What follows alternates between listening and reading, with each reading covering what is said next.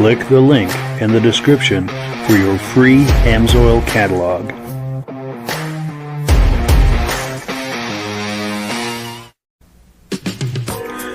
Before we get started, I'd like to give a quick shout out to some of our friends. The Eastern Snowmobile Racing Hall of Fame. Search for them on Facebook. Central Minnesota Pond Racing. Search for them on Facebook. The historic Lancaster Motel for the ultimate Eastern trail riding adventure. Crane's Snowmobile Museum at 172 Main Street in Lancaster, New Hampshire. The Vintage Snowmobile Club of America Quarterly Magazine. The New Hampshire Snowmobile Museum at Bear Brook State Park in Allenstown, New Hampshire. And lastly, if you decide to advertise with the Vintage Snowmobile Podcast, this could be your advertising message. Well, good evening and welcome to the podcast. I'm really glad you're here. Now, aside from having a cold that's all in my throat right now, my voice is very iffy, I also have a robust lineup of vintage snowmobile entertainment on tap for you tonight. But before we get into all of that, I want to make sure that everything is working properly. So if you can see my face and hear my voice, I'm going to ask you to leave a comment. Please let me know where you're viewing this from and whether you are a first-time viewer or a regular viewer. Now, to our first-time viewers, if this is your first time joining us on the podcast tonight, I hope you have a good time with us, and I hope you decide to join us here each and every Thursday night at 9 p.m. Eastern Time. Now, this podcast simulcasts to 8 different places across Facebook and YouTube. So wherever you're viewing this right now, just circle back in 1 week's time, and we'll be waiting for you with another fun-filled episode. Now, to our regular viewers who are here week after week, month after month, and season after season, you are the ones who make this possible. And we really, really appreciate that. So, pardon me, that might have been the best of my voice tonight, just right there, that little monologue. But let's take a few comments here and we'll get this party started. Our good friend John Spranger Jr. is here from Elan, Wisconsin. Nice to see you, John.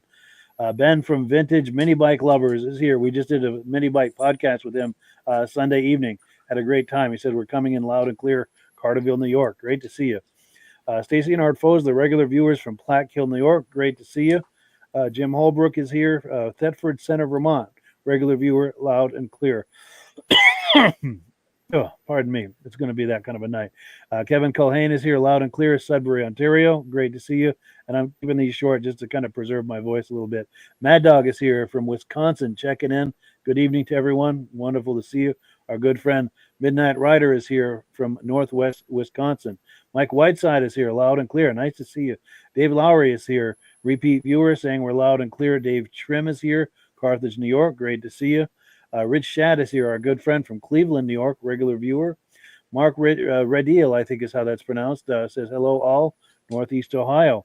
Andrew Strakos is here from Granville, New York. Great to see you. Glenn Ford is here, loud and clear. He says Rob Grover is here. We're going to be looking at some of his footage either next week or the week after.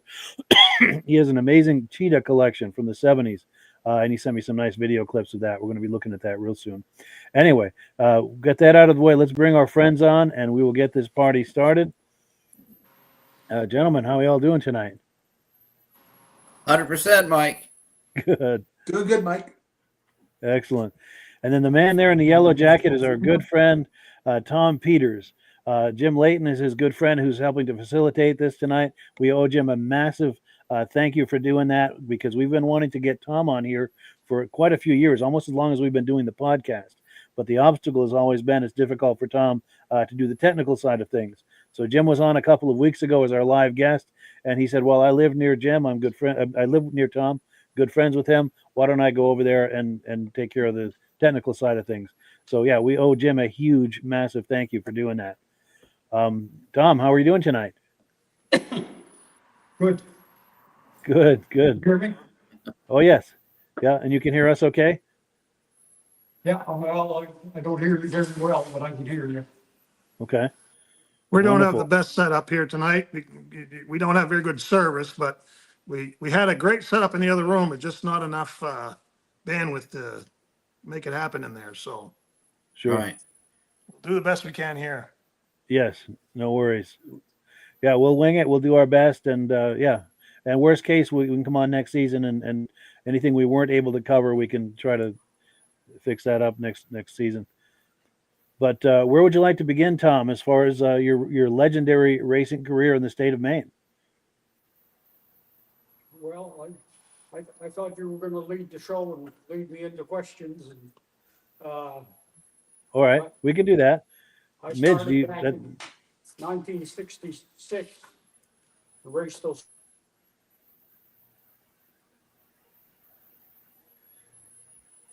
So you've been racing since 1966. 76, so. Yeah. And Midge, do you have questions for him, or? Yeah, I can barely hear him, Mike. Back in 1966. Okay, give me a second. We're gonna bring him a little closer to the Oh, camera. good. Okay. All right. Okay. All right. And while we're doing that, I'm going to pop a few more comments on the screen. There you go. I just want to be close to the door as possible where we're getting. There. Yeah. Yeah, and absolutely, Rob and Midge, if you feel like asking him questions, go right ahead. And Yeah, he's froze up right now, Mike. I think he's Yeah. froze up. yeah, you're right. I think we're going to be struggling for a connection tonight. That's really unfortunate. It is, yeah. Yeah, because we wanted to do this for the longest time. But the show must go on. I've got video clips and things that'll help us tell the story about Tom. Obviously, not as well as Tom could do it, but we're going to do our Right. best. And yeah, we're looking at a legend, a Maine racing legend. Do you want to elaborate on that, Midge? I know you're more familiar with his Yeah. history. Yeah, Tom is he's the only Mainer that's in two halls of fames. Well, I guess I can't say that because Calvin Reynolds is in the state of Maine Motorsports Hall of Fame as well, but it was for stock car racing. But Tom is the only snowmobiler in the state of Maine that was inducted into the Maine Motorsports Hall of Fame. He's the only snowmobiler racer. So, and he's also, of course, in the Eastern Snowmobile Racing Hall of Fame. So he's in two halls of fames. And I can tell you this, that anytime you mention Tom's name, it always would bring a smile to somebody's face. And because Tom was a hell of a sportsman. Everybody always says what a nice guy Tom Peters is. And I think we can all vouch for that, Mike. Yes, absolutely. We met several times. Yeah. Is that Midge in the background? Yes, that was Midge. He was talking about you very favorably too, I might add. Did you have any questions for him, Midge? Well, we've got audio and. How are you doing, Tom? Well, I'm here with my walker, so, but Yeah. I am moving around. That's good. That's good. Wow. Last year you were able to make the race in Woodstock. Yeah, in 2025 I made it. 24 Yeah. I made it, but I didn't make it 24. this year. No, they had videos of you out there, and they took your sled around, and yeah, there's that 72 Blizzard. Yeah, and on the right here, we're just playing some images of Tom throughout his career, throughout his life, Yeah. just to kind of give a sense of what he's done. And Tom, I don't know if you can see any of this, but if you see anything here and you want me to pause it, let me know. And we would love to hear any stories that you have to go with some of these things we're looking at. Are you able to see this, Tom? I was gonna see if I could get back out so that we could see what you're talking about here. Sure. I'll pause it so that we're not going by everything. Can I get on it on my iPad? You think? You can bring it in and we'll see if we can get that turned on. Can you still hear us all right? Yes, good audio. Yes. Yeah. Yep. So Tom, fill them in on what you started racing with and where you ended with. That kind of.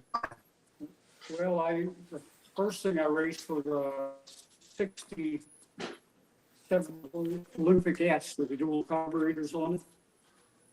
And then I went to I don't even know how to turn it on. Oh, okay, that's all right. Here.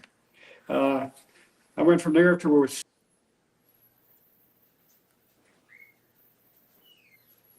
We lose them? Yes, we did, unfortunately. Okay. Wow. Yeah, I'm popping some comments on the screen here while we're waiting. And Yeah. unfortunately, I have to apologize to the viewers and to everyone. We've got a very sketchy connection to the internet, so it's difficult to maintain a good connection and good contact with them, which is really unfortunate. But we'll have another chance this fall to do it over. Anything we haven't been able to cover as well as we would have liked to tonight, we'll just go back and do it. But what I've got on the screen here now is just some images from through his career. We'll take a look at these, and if either Rob or Midge have anything to add to what we're looking at, feel free to chime in. And that looks like about a 1968 Skidoo, I would say, maybe 399. Yeah. Yeah.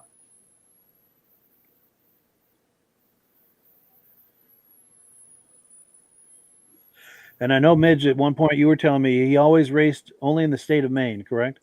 He only raced in the state of Maine, and I think he did maybe cross the border. I think he raced in Woodstock, New Brunswick a couple of times, but for the most part, he just raced mainly in the state of Maine.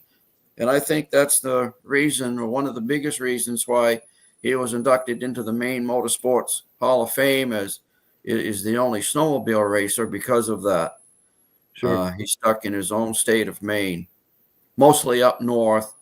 And, the kids up there and the people up there, the fans, they didn't get a chance. If anybody's ever been up in the northern part of Maine, and especially back before Route 95 was put in, it's very, very desolate up there.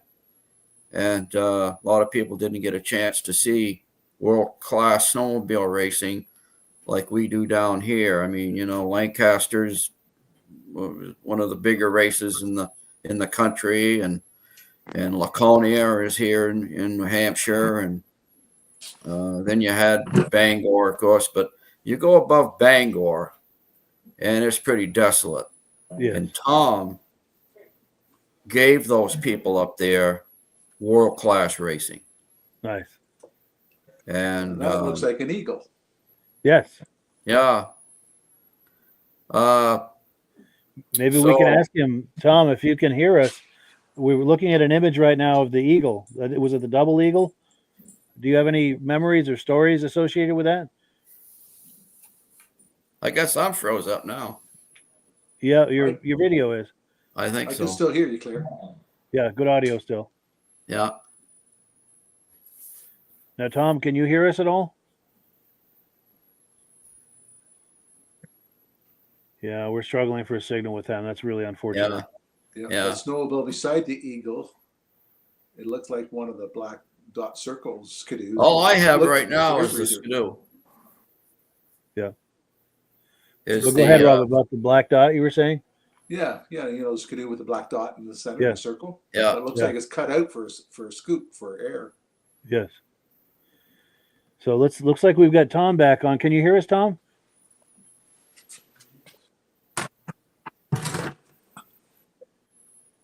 Can you hear us, Tom?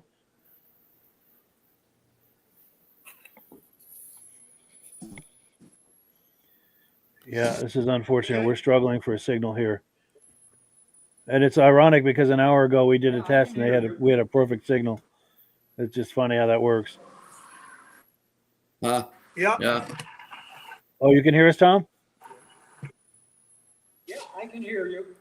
Oh, good. Now, Tom, we're looking at an image of a double eagle. You can't hear me, though. Yeah, we can hear you. Yeah, we can hear you, Tom. We're looking at an image on the screen right now of a double eagle. Do you have any stories or memories about that? You hear? We can hear you. Okay.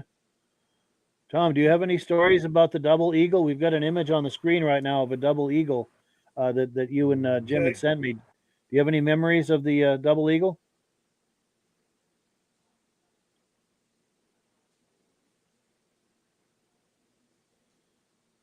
Yeah, I don't know. I don't know if there's a delay or. Yeah, if you're just joining us, we're having technical difficulties. Brought it up here as a stat, and No, go ahead, Tom. We can hear you.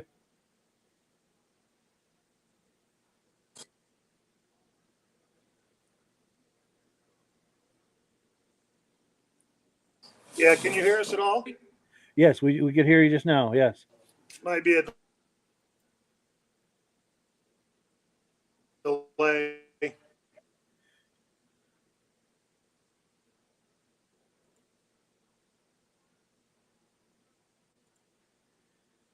Yeah, I think we're struggling for a connection here. But like I said, next fall we can do a do-over on this when we have a better connection. We'll figure it all out. But we'll do our best tonight to just get what we can, and we'll go through some of these images. These images really tell a story of a rich racing history. Go ahead, Tom. double eagle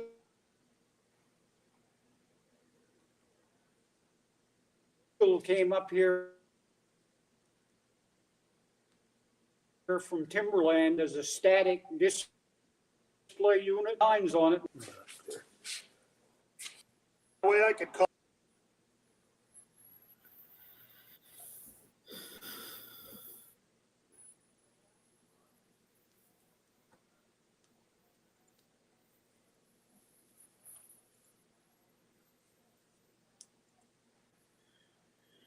Yeah, unfortunately, we're oh, go ahead.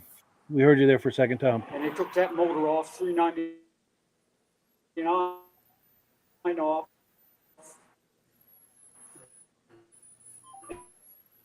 And they put a 669 on it, which had never been done.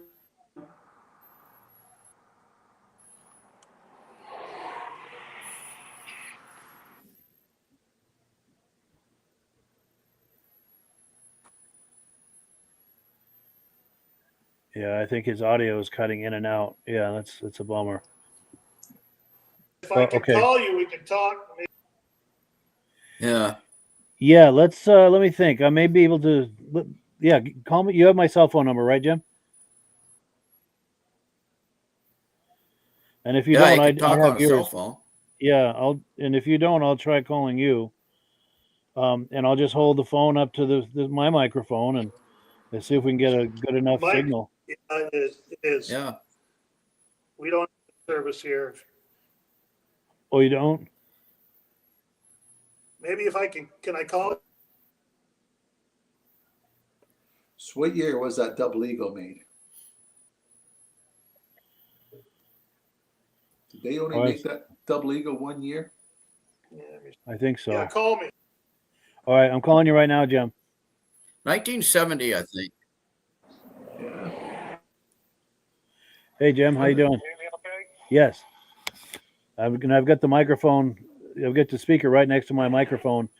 Yeah, if you can say something for me, Jim, we'll see if the others can hear you. Okay, go ahead. Can you hear me all right?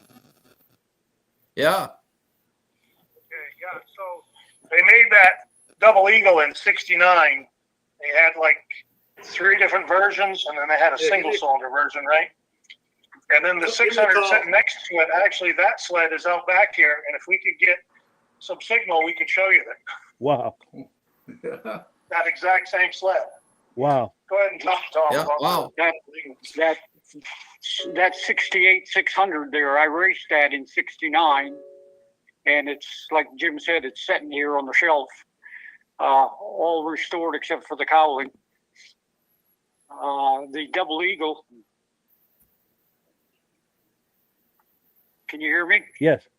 Yeah. Okay, the double eagle was sent up here from Timberland as a static unit, not to be run, and because one of the motors wasn't running on it, and they they messed around with it and they took that 399 off and put a 669 on it and took it out and raced it, which Timberland didn't approve of, but and it run real well.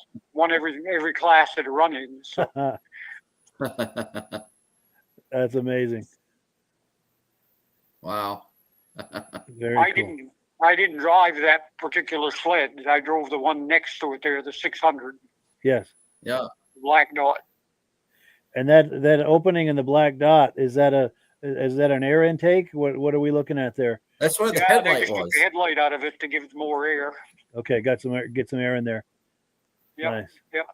That's a big motor for back in those days. A That's, 600. Yeah, it was. Those sleds were the biggest problem with them. They were fast for the day, and if you run them hard and run wide open, the bogey wheel tires weren't strong enough to take that kind of RPMs, and every once in a while, a tire would come flying out, fly right by your ear. Blow the tires off the I bogey raced wheels. it that day. I raced it in a speed run, they called it, which was probably a mile and a half or something. And we went down to one end of the runway on one side and then turned around, came back and up the other side. And we made kind of it wasn't really a loop. You went down, turned around, and came back around the other end of it. Wow. And I won the class for the speed race. Then I raced it in the cross country race, and I finished third to the Eagle and an Arctic Cat, which I think was a 760. Wow. Yeah. Dennis Wow. Kavalowski.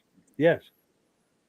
Dennis was Yeah. driving that one. Yeah, and Dennis. Rod from, I don't know his last name, from Rodco was there, and he had another one, but he didn't run that cross country. Yeah, because I think I think it was his father-in-law that I think he owned Rodco, if I understand That's right. the story correctly. And he might be watching. Dennis might be watching. If you're watching, Dennis, anything to add to that, we'd love to hear it. But no, please continue, Tom. Okay. Yeah, then we raced the couples race. I had my wife on the back, and the double eagle, my wife's brother-in-law had his wife on the back, and I don't know what the Arctic Cat did, but I finished third to those two much more powerful sleds. Wow. That was in '69, and then in '70, I bought my first Blizzard, 1976 40, and ran that for that whole year. And that's the one I took to Bangor and finished second to Cal Reynolds with. Yeah. Yeah. Which was a struggle. Well, said you gave him the race of his Had a life. good race anyway. Cal was the only thing that bothered me about losing that race was it was $800 for first place, and I finished half a ski length behind, and it was $325. So what? $575 difference there for a little independent from the backwoods of northern Maine, and All right. I could have used the rest of the money. Now Midge Definitely. was saying something, because Midge, you can't hear Midge, but I can in my headphones. But there's a story that both Midge and I have heard about how he's apparently you gave Cal Reynolds the race of his life, and Yeah. we're wondering if you were able to relive that story. Do you have any memories or recollection of that? Yeah. Well, at his induction ceremony, I was there, and he mentioned that. He said that I'd given him the race of his life. He said, and then we talked after that, and he said that's one of the hardest races I won. I had my sled set up to run on the inside the track, and he was riding up on the banks, which were very rough. And Yeah. it all started with a restart, about 3 laps to go, and it was a 10-lap race, 5 miles, and I was leading the race. And we came back, and Flagman started us Indy style, staggered style, and I was in first place. And so I came around, and he jumped out in front of me and said, "You're going too fast. You got to slow down." So I went around again and slowed down about half throttle, and he stopped me again and he said, "You got to slow down some more or I'm going to black flag you." Oh, So wow. then the third time we come around, I slowed way down to less than quarter throttle, and Cal being a veteran racer and me being a novice, he held way back in the fourth turn, and when he opened her up, and when he got to me, the flagman threw the flag, so he got by me, and he only beat me by, if I'd had another lap, I think I could have beat him. Wow. But that's always the story, I guess. Of course. But What are we looking at right now? The Skidoo with the 71 part of that. I got it with me, but we can't show it. Sure. Now, Jim is showing us some of your sleds that you've raced with over the years, and both Rob and Midge and I are wondering if you can talk to us about any of these sleds that Jim is showing us right now. Those aren't, other than the 600, those aren't the actual sleds that I race. This is the Super 370 there is just like the one I raced. Yeah. And 600 is the one I raced, and the 292 triple there, that's mine, but that wasn't my original sled. That's one I bought from Mark Belanger. Yeah. And, but I had really good luck with that sled.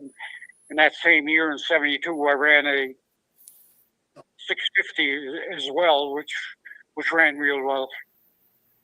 So 72 was a pretty good year for the Blizzard. Yes.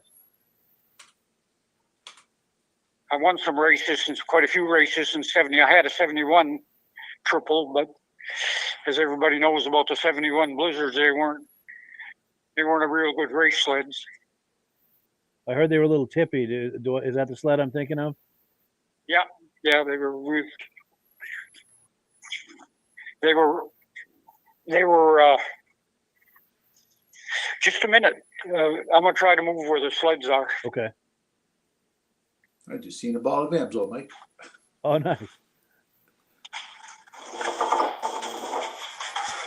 My walker doesn't know this house. Ask him how he got started, Mike. Okay, yes, good idea. Tom, while you're moving over there, how did you get started in racing? What was it that got you started in it? Oh, the guy that was sitting on that double eagle was my wife's brother-in-law. Kind of hauled me into it. Yeah. He worked part-time for the dealer that we raced for. So that's actually how I got into the Blizzard side of it. Yeah. Nice. And he had driven the TNT 600 the year before and won a lot of races with it. But it was still competitive in 69. Yeah.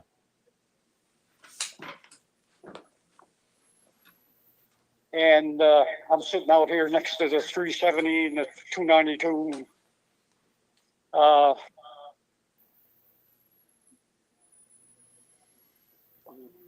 So those are the ones that I didn't race those actual sleds, but I did race the 600. Yeah. I don't know if you got a picture of that or not. Yeah, I think he was showing that a few minutes ago. I don't know if Jim can show us some of the sleds you're talking about as you're talking about them, or. Yeah, 600. We'll go to the 600. Yeah, Good, he's good. going to go to 600 right now. Excellent.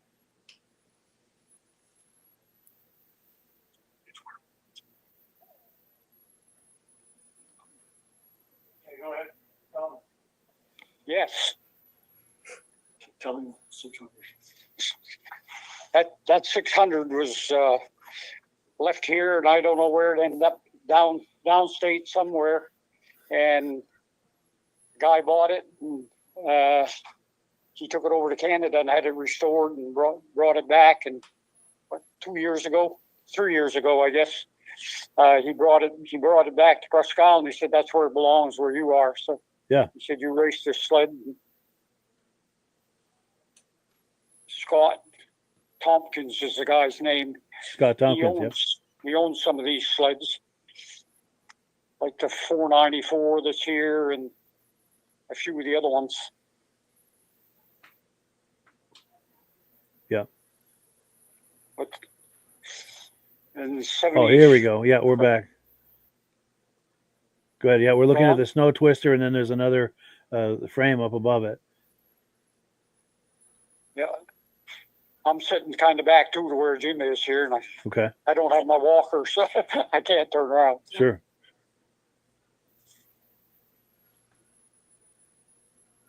But I guess he showed you some images. Yes. Yeah, he was showing us the sleds that are there in the shop. Yeah. Jim, you can hear me? Can you hear Jim? Yes. I think this is one that Mark Edstrom built. Yes. He's the guy that, if you remember my double eagle that he built, Yes. he built this, it's just kind of a mini, he chopped up some sleds and made it small. There's a moto ski on the other side I can show you when I get there. Yeah. And then there's a snow pony. And then we go to, I'll let Tom tell you about this one. This is I think the first one you kind of raced, isn't it, Tom? The 370. Yeah, the Super 370. That's not the exact same one, but So it's this is one just identical to it. I think this That is one I that helped Mark belongs to Greg here, but I helped restore it. I did a lot of work. He's the restoring guy it, that, except if you for the paint. remember my double eagle,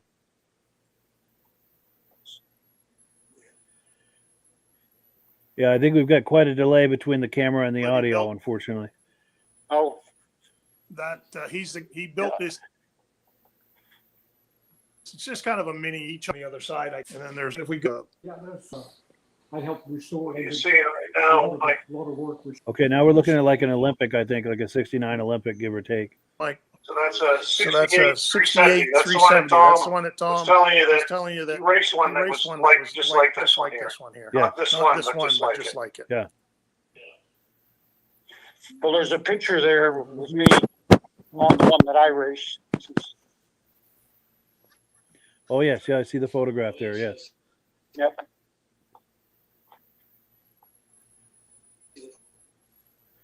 And Jeff Wesner is checking in. He says he loves those blizzards. He's a big Ski-Doo guy. Yeah, there's quite a bunch of them here. The 292 belongs to me, but the rest of them belong to Scott Tompkins. Yep. What,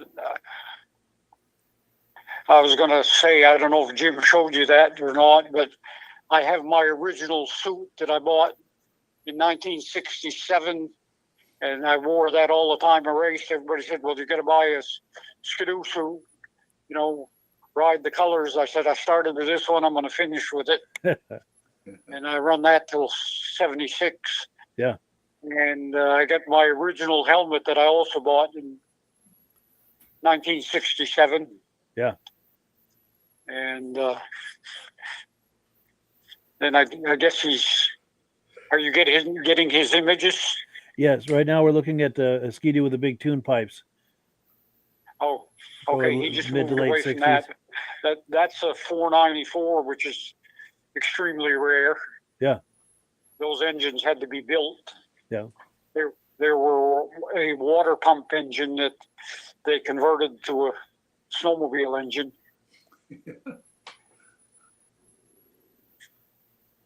They mounted two, I guess the originals were two 247 jugs on it, but then they started using 300s on them. Yeah. Yeah.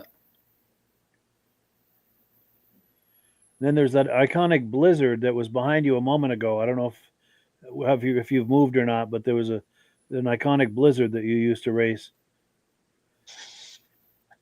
The one of mine. Yes, I think I've got pictures of it here. 72. Yeah, the 4074. Yeah, yeah. That's not the exact sled that I raced either. That's the one I bought from Mark Belanger, but I had one just identical to a different serial number, but yeah, it was the same sled. the recreation. This one here, the only thing I did to this one here was put a new seat and gas tank and a few other items on it, and I had it lettered up just like the original one. Put the dealer's name on it, and the mod one in my number that I raced that year in '72. Yeah. That's a beautiful sled. Now, do you have stories associated with that sled, Tom? Oh, that was a running sled. It was hard to beat. It run real well and it handled real well. Run right on the inside rail of the track, and no matter where you went, I mean it won races. Wow. I don't know how many races I won with it, but I run, like I said before, I run that, then I run a 72 650 like it, and I won almost all the races that I entered in with. That's awesome. Yeah, that a lot of people complained about that 3-cylinder 292 that they couldn't get them started, and I never missed a start in any race with that sled because it wouldn't start. You just had to. There's some little secrets that the guy told me, and it started real well. It never missed a race on account of that. But Did he you had only to crank drive them. Skidoos? But you'd see people cranking on them, and the race would be done. They were still cranking, trying to get them going. Sure. Now, Rob is asking, in your racing career, did you drive Skidoo exclusively, or did you do anything with other brands? Or? Well, I raced mostly Skidoos. I raced a lot of Skidoos for other people. I went to the racetrack, and I was winning. I had one night that I run over 100 laps over Woodstock, which is a half-mile track. And, between the qualifying races, I think I run 5 sleds that night. Oh, Wow. And Just that I see a Burke Twister. a lot of people couldn't take that beating for 5 races and qualifying races too. Yeah. no. And we were wondering Had to about be in that snow shape. twister behind you. Is that anything that you're associated with, or? No, that belongs to Greg, Okay. and he just picked that up. I don't know, a year ago, I guess. And there was a friend of ours, younger friend of ours, that drove my sled at Woodstock last year in 2024. Carl Hofstas drove one just like it, so Greg lettered it up just like the original one that he drove. Yeah. And he drove it over to Woodstock this year.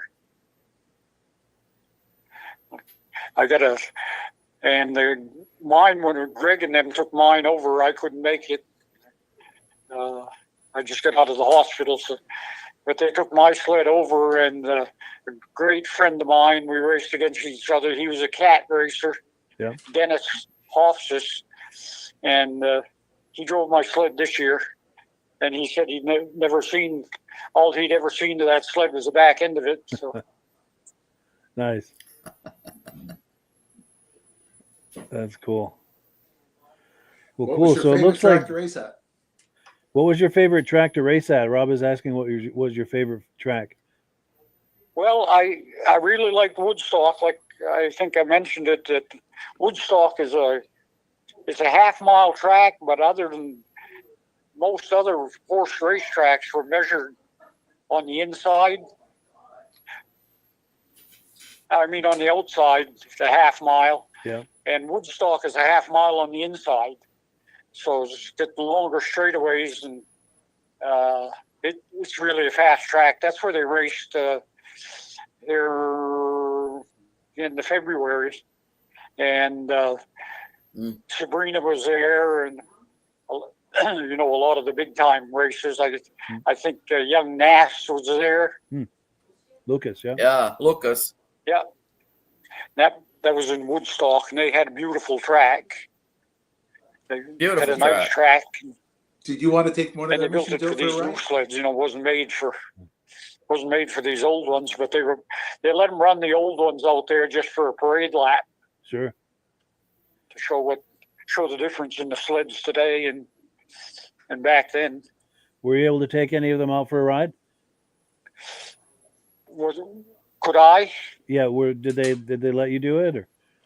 Well, they would have let me do it, but I wasn't there this year, and last year I had a broken back, so I couldn't drive my own sled. So this Carl Hofstas drove it for me. Gotcha. Yeah. They had to carry me out and set me on the sled to take pictures. So. Oh wow. It's good But they I did made that it though over for a anyway. photo opportunity. These guys like Greg Yeah. and Carl and these people were just wonderful. They came to my house and picked me up and loaded me in a pickup and drove me over and loaded the sleds in my trailer, and I didn't have to do anything, just sit around. And so I did not get to drive. They wanted me to drive it, but I just knew I couldn't do it. Yeah. I told them, you know, it's not possible. So They've got a video on that, Mike.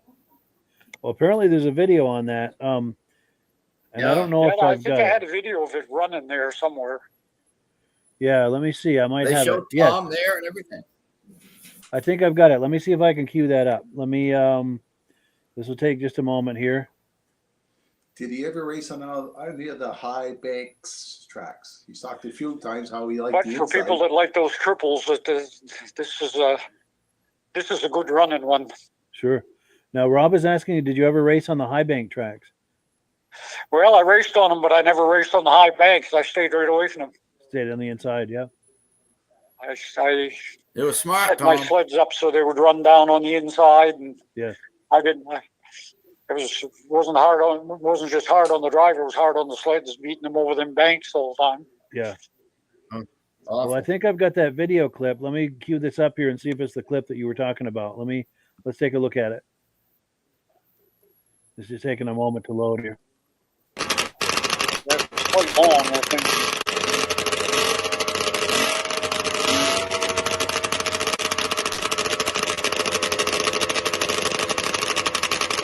I can see the screen, but there's nothing on it. Okay. There it is. Yep. Well, I'm That's so- Greg, my friend Greg on the sled. I don't know, I can't hear the sound. Sure.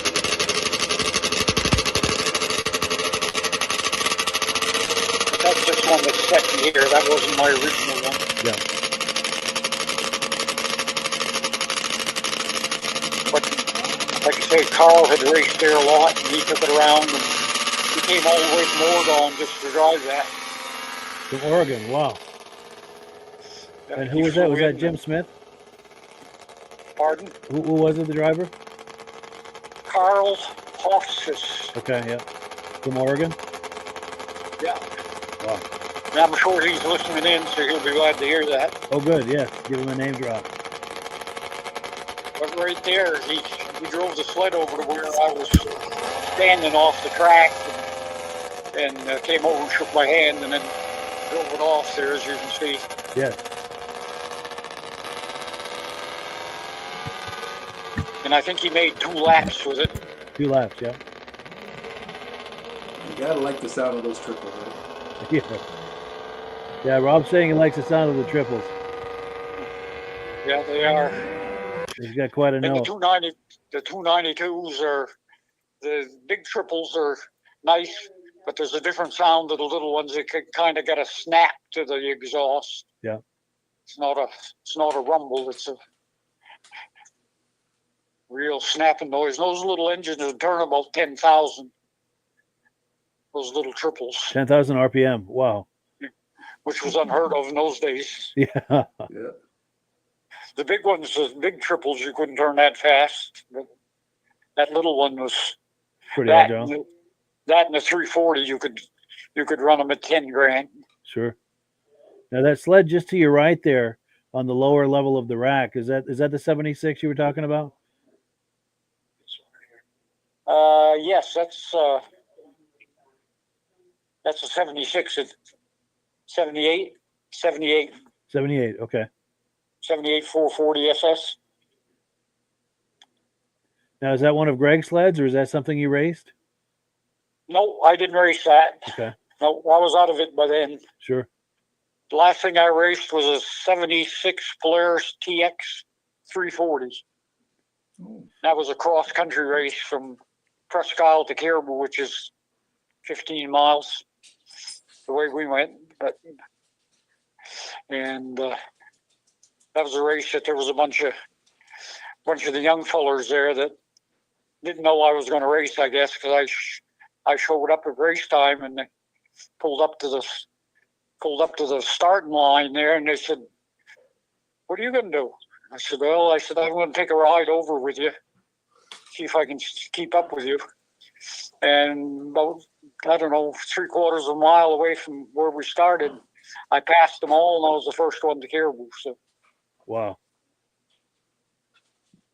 Okay, I found that this is you talked about the TX, the last sled that you raced, and I found that image. I do have that. that image with my 2 daughters on it. Yes. Yep. I'm sure Midge That was will the last appreciate sled. that. Go ahead. That was your last. That was I my had one last just race like it. on that sled. That was in 76. 76. Yeah. And Midge is saying he had one just like it. Did he? Yeah. Yeah. Yeah, it was a good little sled. Yes, they sure were. And I had a couple Polarises after that. Yeah. I had a 19 Yeah, you had one, Mike, 86. too. Yes. Limited edition. I don't know if there's pictures of that in there or not, but it was a 600 limited. I they don't only know. made- I think that's they the only only made- Polaris one I've got, but let me go through it real quick.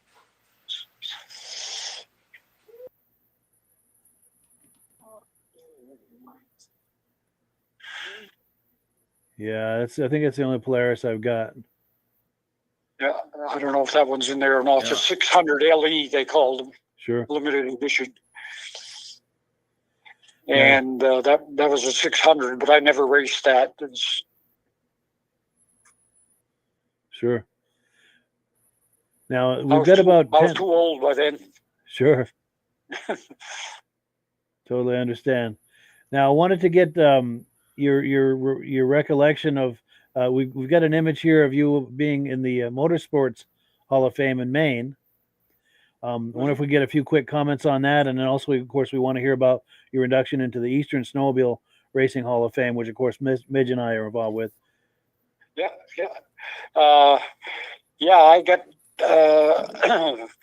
Well, I'd like to thank him, Joe Chamberlain and his wife Lorraine, and Joe is on the selection committee. I've got this book. I don't know if Jim. I call it my Bible, where all the images and stuff that I have, all the original copies of newspaper clippings and check stubs, and I've got all that stuff in that book. And Joe wanted to borrow that book to take it down there to see if he could get me inducted. And I said, nobody goes anywhere with that book. That's not leaving my hands. So I said, that's the only thing I got. Yeah, that's your Prove legacy. what I've done, And finally, he talked me into it, and he took it down. And I don't know if the people on here are familiar with Andy Santerre.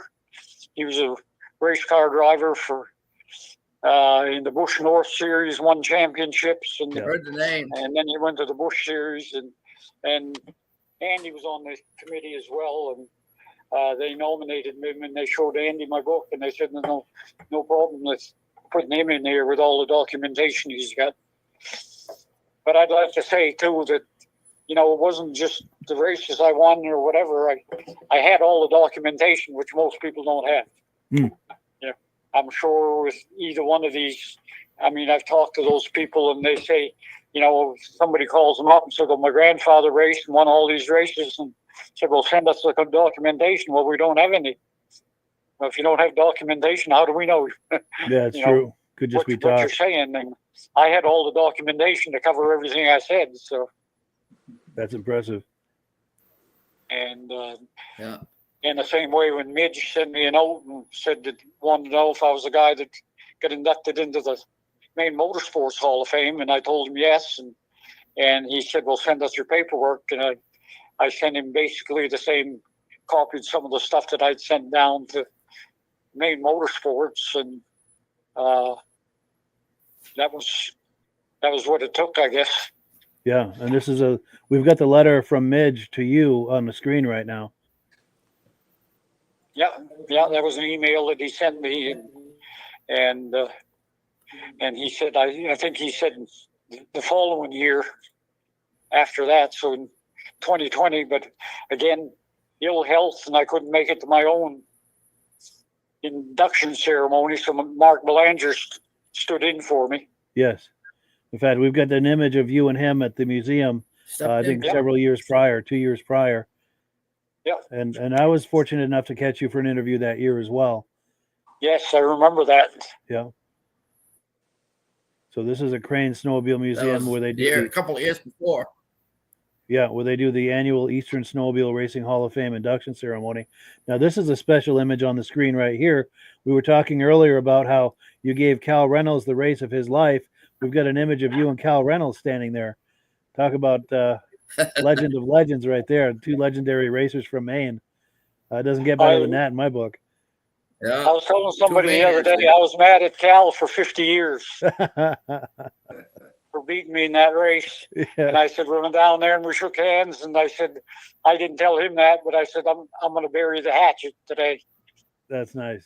You know, he did what he had to do. And, Sure. you know, I didn't have the experience to do, to combat it. So, you know, he won it fair and square. There was no question about that. Sure. So I told my wife, I said, get your camera. I said, I'm going to have my picture taken with Cal Reynolds. And she just kind of looked at me like, you've been mad at him for 50 years and they're going to have your picture taken with him. But she never said anything. So. We've got a viewer asking, how many revs would the 440 Blizzard do? How many RPMs would that do? Do you know? Oh, the 440 that's sitting here? Yeah. I would guess that's probably somewhere around the 9,000 or 10,000 mark. Wow. Yeah. But yeah, that's just a wonderful photo and a wonderful story, and just a wonderful legend, racing legend right there. You know, you and Cal, and especially, you know, after 50 years, like you were saying, not being very happy about it, and to come over and make amends and just make the thing, you know, just a nice way to complete it. We just knew what had happened. You just understood. And it was understood without saying anything, you know. That's wonderful. And Tom's a very gracious, and Cal is a very gracious guy too. Yeah, Cal is also in the Maine Motorsports Hall of Fame. Yes. As a car racer. Car racer, yeah. I don't know this for sure, but I think Herb Yancey and I are the only two that belong to the Maine Motorsport or the Eastern Motorsports Hall of Fame. I think Herb Yancey and I are the only two that belong to two halls of fame. Yeah. Herb belongs to the national one out in, out west, and got another picture here that he's just showing is my old friend Bruce Dunham. Bruce Dunham. I talk to his wife about every day. She checks on me to make sure I'm doing all right. Oh, that's nice. Yeah. And I never raced against Bruce because he raced in the 800 class. And I used to move up the 800 class, but when I went to the races where they were racing, I knew my 650 wasn't going to run against their 800s. So, yes. But that's why I ran 650s, because most places that I raced, I could jump it up a class and maybe not win the race, but I could make some money. Yes. Now, we were talking about Herb Yancey a moment ago, and I know there's an image of you. I just had it right here. There's a group photo, and Steve Yancey is in there on the very left of Herb Yancey. I'm sorry. Yeah, Herb Yancey, yeah. Gaten Duval is there. Yeah. I can't. Oh, Ron Ron Hall. Hall. I can't make out a lot of them. Oh, Yvonne Duhamel is there. Yeah, Yvonne was there. I don't know if I sent you the picture of Yvonne and I. That was taken the same day. I speak French, and Yvonne was at a table there, and he was kind of grumpy, and he was signing images, and his wife was standing there, and I said to her, I said, "Can I get him to sign this and sign my book and have my picture taken with him?" And he signed my book, and then he signed a hat for me, and we had our picture taken. But when I started talking French to him, he loosened right up. Oh wow, yeah, that's cool. He wasn't real comfortable talking French. Sure. Now this isn't him on the golf cart, is it? No, that's Chink Maynard, Okay. who belongs to the Maine Motorsports Hall of Fame, and Bobby Alexander on the left belongs to that Hall of Fame, and they had a deal over to the Spud Speedway here, the local racetrack, and we all went over there together. Neither one of us could get around very well, Chink or I, so Greg finangled a golf cart and drug us all over the place over there, so we didn't have to walk. Yeah. And there's a picture with one of them pictures there. Jim Leighton is with us. I think I remember seeing that one. So I know I saw him in one of these pictures. I don't know if I'll be able to find it or not, but Yeah. right here. Yeah, we got Jim. And you and Jim are good friends. You live close, and yeah, we don't live too far away. I don't know, 20 miles, I guess, or less. that's nice. And I raced against Jim's father. Wow. And that was Neil, right? But he raced in the 800 class, and I was always racing the 650. So, and he was a driver. He had no fear whatsoever. Wow. That's a special quality. There's a picture of Jim right there. Yes. That's cool. So in a few minutes we've got left. Go ahead. Did you have another thought, Tom? Pardon? Did you have another thought you were about to share? Well, no. If you're all done, I probably yacked enough. Well, no. This is it. We're just getting started. And what I'd like to do, Tom, is do this again in the fall. We'll get our technical issues resolved, and we'll really do it right in the fall, if that works for you. When we pick up the podcast again in the fall. As long as I'm still here. Well, good. And we've got we're going to do Amsoil, but I also want to do a couple of quick announcements. We want to do a happy birthday to our regular viewer, Ken Crozier. It's his birthday today. And as Ben pointed out, it's all day, which is cool. And then also a dear friend of mine went in for triple bypass surgery today, Robert Page, a lifelong friend of mine. We used to snowmobile with them in the 70s. You may remember, you've heard me talk. If anyone who watches this podcast is familiar with the Page family, that's him on the second in from the right, him and his wife, his lovely wife, Kathy. And I was in touch with him a few days ago. He let me know that he's going to be going in for triple bypass surgery, which happened today. Now, I haven't heard from them yet as far as how that went, but I'd like to ask for your prayers for a speedy recovery for Robert. We'll pray for him. Yes, please. And all of our viewers too, please include him in your prayers, because a triple bypass is a serious procedure. Yeah.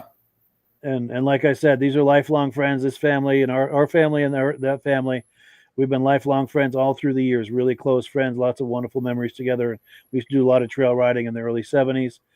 Just could not ask for better friends. And this is, if anyone watched the Cat Patches video from a few months ago, Robert was part of that. And as I said, this is him and his wife, Kathy.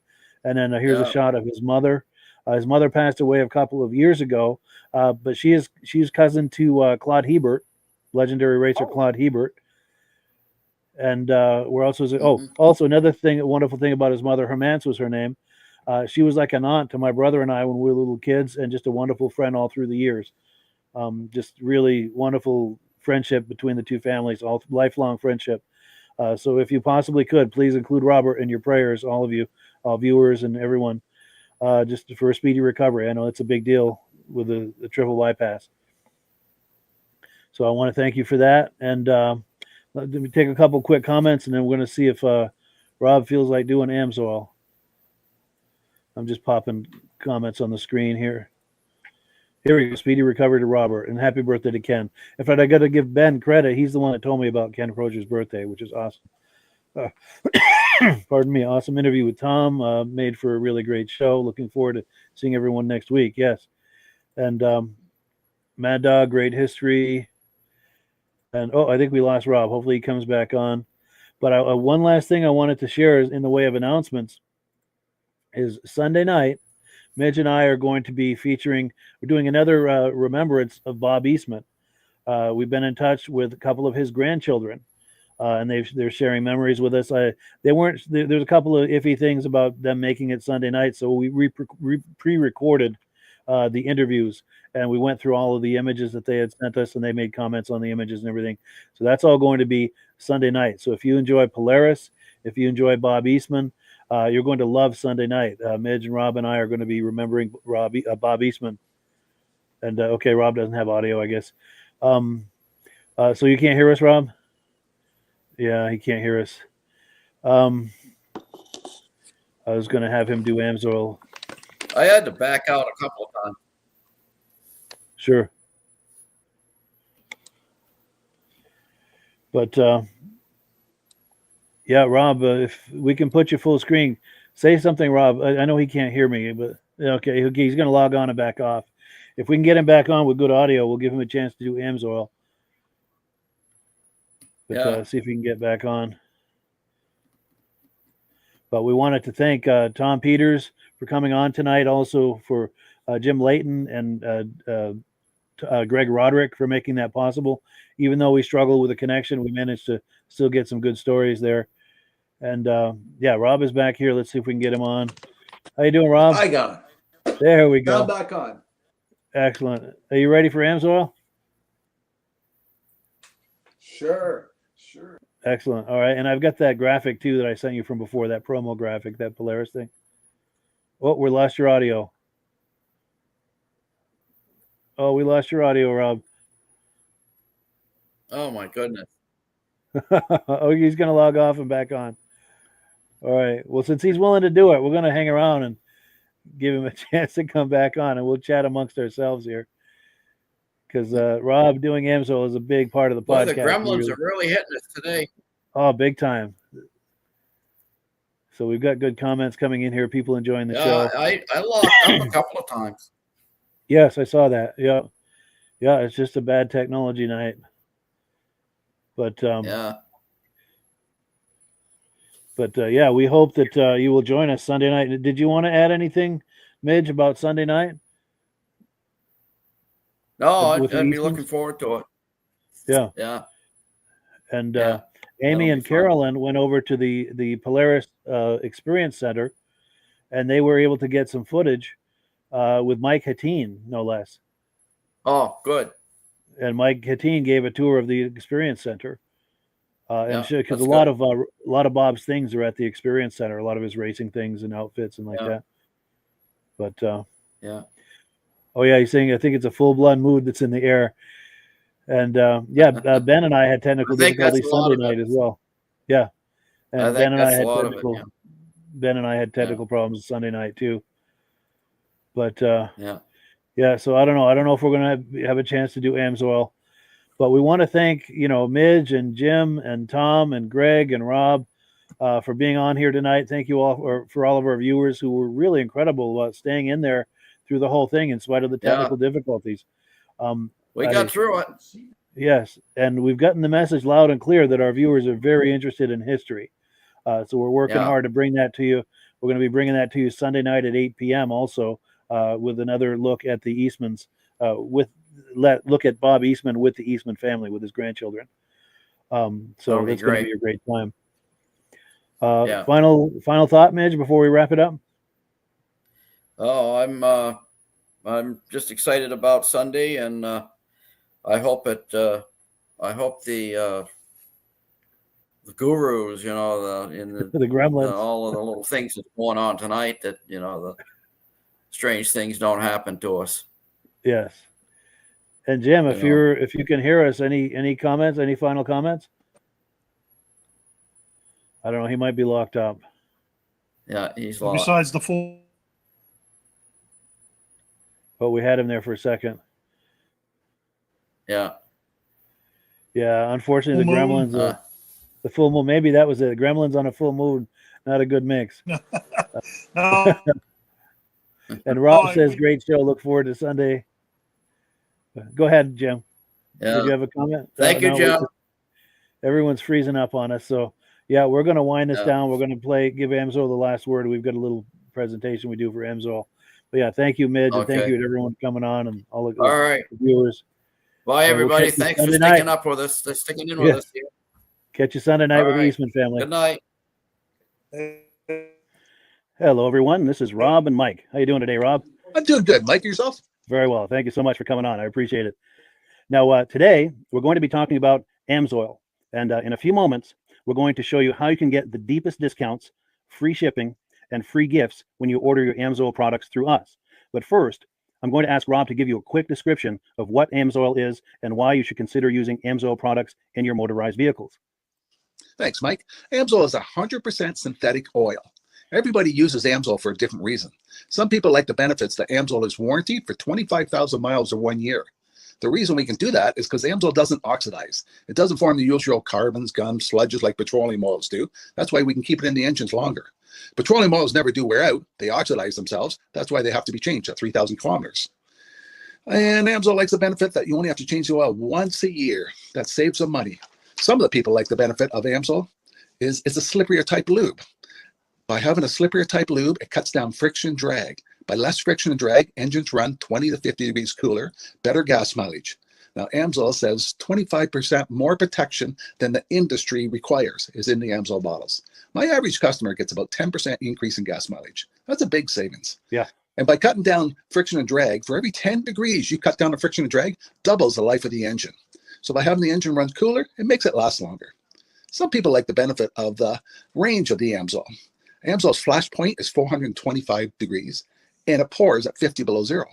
Wow. If you ever tried petroleum oil when it's 10 below, it turns to honey. And in the summertime, petroleum oil thins out, and once it thins out, that's when it starts breaking down. So Amsoil's an all-season oil, can give you better gas mileage, longer engine life, less maintenance. It ends up being cheaper over a year's time running Amsoil than it is petroleum oils. That's amazing. That's amazing. And Amsoil is available for pretty much any motorized vehicle, anything from lawn equipment, cars, trucks, boats, ATVs, motorcycles, snowmobiles. Yep. And a lot of people phone me up and say, well, what's the benefit of our gear lube? Exactly what I told you about the engine oil. It pours in cold weather, it runs cooler, makes the equipment last longer. And they say, well, what's the benefit of the small engine? Same thing. Makes the engine run cooler, last longer, better performance. So it saves on all the applications that Amsoil has available. Wonderful, wonderful. So yeah, let's talk now. Hopefully, this has convinced people to think about maybe joining us in the Amsoil experience. Let's talk about some of the discounts and free shipping and how that all happens. I'm going to pop a graphic on the screen, and yeah, by all means, if you want to talk people through how this preferred customer program works. Amsoil has a number of different programs. One of our main ones is a catalog customer, where somebody can order directly out of our catalog. If they order out of the catalog, they order $100 worth, Amsoil will ship it right to their house. But our best program is our preferred customer. For only $10 for 6 months, you become a preferred customer, you save 25% on all the product. You order $100 worth, they're going to give you free shipping. You don't have to order a whole case. You can mix and match. Say you want 4 bottles of small engine, 7 bottles of 5W30, and a couple of gear loops. You can mix and match. You can order 1 bottle at a time if you want. There's no minimums, no maximums. By being a preferred customer, you save over 25% on all the products you're going to buy. Amsoil sends you extra gifts, a $5 gift certificate on your birthday, $5 when you renew your account, and stuff like that. So it's a good way to save on some of the products you want to buy. For sure. Yeah, it's an incredible value, and this is the deepest level of discount that anyone can get when ordering Amsoil. Is that correct? It is. Wonderful. So let's take people through the step-by-step experience of placing an Amsoil order. Then that would include signing up for the preferred customer preferred customer program, so they can receive those deepest levels of discount. So let's go to the website. This is what the website's going to look like. These are some screenshots. Once you go to amsoil.com, there's a link in the description, or you can just type that into a browser, amsoil.com. This is the page you land on. At the upper corner of the page there, you see how I've circled in red. That is the link to click, the Join Now link. That will take you to the Preferred Customer Program page where you can take advantage of all these discounts and free shipping and everything that we've just been talking about. This is what that page looks like. In the lower right, you're going to click Join Now. This will pop up. You select the duration you'd like, whether it's 6 months or 12 months, and click Add to Cart. Now, once this pop-up goes away, you'll be back on the main page. And the upper left, you'll see where I've got that red arrow. It says Shop. Now you can start shopping for products, and on your very first order, you're going to get these discounts and the free shipping as long as it's over $100. You'll get all of these benefits right away. So once you click Shop, it's going to take you to the product page. There's different types of oils, lubricants, so on and so forth. For the benefit of this exercise we're doing now, I'm just going to click motor oil. It shows different types of motor oil. Let's click gasoline. Now this takes us to an item. It's their synthetic motor oil.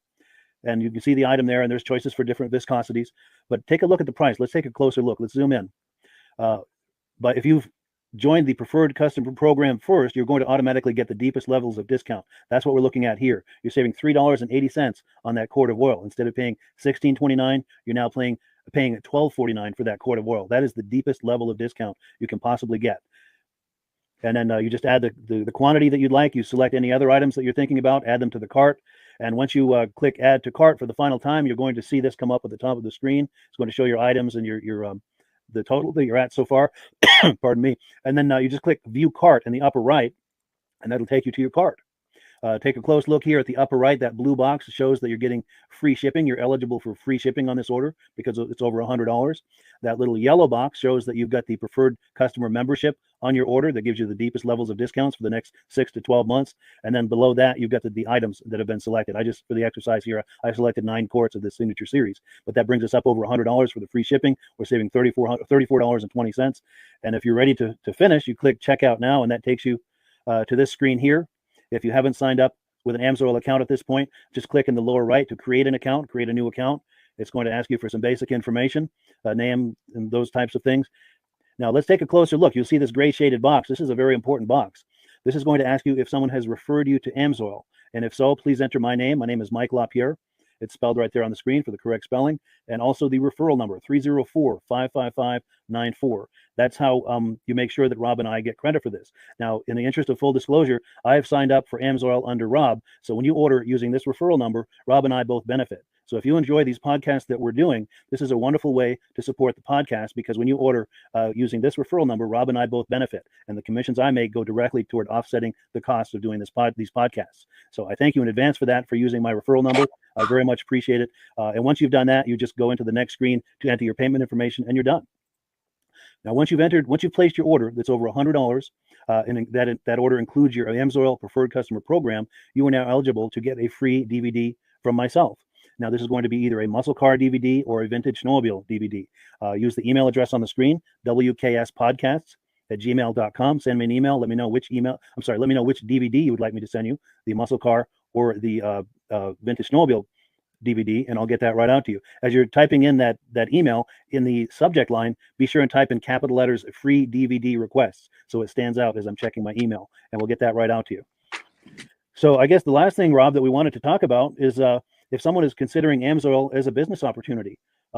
Yes. If anybody has a retail or a commercial account and they would like to buy directly from Amsoil, just send Mike a line. He'll show you how to set up, and you can buy directly from Amsoil. But if you are interested in starting your own part-time business, a part-time business that can grow into a full-time income, Mike and I will show you the Amsoil marketing plan. Amsoil has a large selection of products that cover almost every application. So it doesn't matter if you're into snowmobile, boating, or ATVing, or hot rods. We have an oil for every application. It's a fun type business that's I really enjoy doing. Where else can I go and have fun and make money doing it? And Mike and I are here to help you all the way along. If you need any help on how to promote or to find new accounts, we're here to help you. For sure. So when you sign up under that number, this 304-555-94, you're getting Rob and I as a team. Now, Rob has been doing Amsoil for 40 years. Can you believe that? 40 years. So he knows every aspect of this business, and he knows all of the ins and outs of the products. So he'll be able to help you with any kind of product questions or any kind of questions to show you the different business models that you can do with Amsoil. And then the other thing that you get when you sign up under me is I've got a strong background in social media. So if you need some coaching on how to generate Amsoil leads using Facebook and YouTube, I'm happy to coach you with that when you sign up under Rob and I. You get both of us as a team to help you, to coach you, to support you, whatever you need to get you off and running with this business and having fun with it. Like Rob said, it's an enormous amount of fun. If you're like Rob and I and you enjoy going to any kind of boat shows, car shows, motorcycle shows, snowmobile shows, anything with a motor, you like going to those shows, those events, those races, this is a great way to turn that into a income opportunity for you. Yes. And just by wearing my Amsoil hat at one of these events, people come up and ask me about Amsoil. People don't know where to buy it, and I'm there to help them, show them where they can buy the product. Perfect. Well, cool. Well, this is great. Any final thoughts, Rob, before we wrap it up? Amsoil's a fun business. Amsoil's been around since 1968. It was the first synthetic oil to be AI approved. Wow. Yeah. That's amazing. And that's very early in the game too, isn't it? Yes. For sure. Well, good. Well, thank you so much, everyone, for viewing. Hopefully, we've gotten you excited as we are about the Amsoil products. We'd love it if you could join us either as someone who uses the Amsoil products or to join the Amsoil team as a business opportunity. And we thank you so much for viewing. Have a great day. You have a good day.